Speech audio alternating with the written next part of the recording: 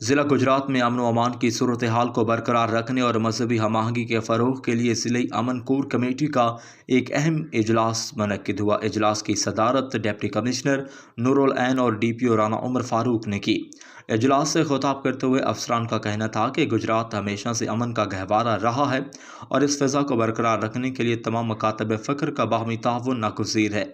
उन्होंने उलमा कराम पर जोर दिया कि वो हुब्बुल वतन के जज्बे के तहत इत्तेहाद व इत्तफ़ाक़ की फ़िज़ा को मज़ीद मुस्तहकम करने में अपना मज़बूत किरदार अदा करें। इंतज़ामिया की जानिब से वाज़ेह किया गया कि हुकूमत पंजाब ने सूबा भर में दफ़ा 144 का नफाज सिर्फ अवाम की जान माल के तहफ़्फ़ुज़ के लिए किया है। हुकाम का कहना था कि पुरअमन एहतजाज हर शहरी का हक है, ताहम एहतजाज के में सरकारी अमला को नुकसान पहुँचाने या अवामी ज़िंदगी में खलल डालने की हरगिज़ इजाज़त नहीं दी जा सकती।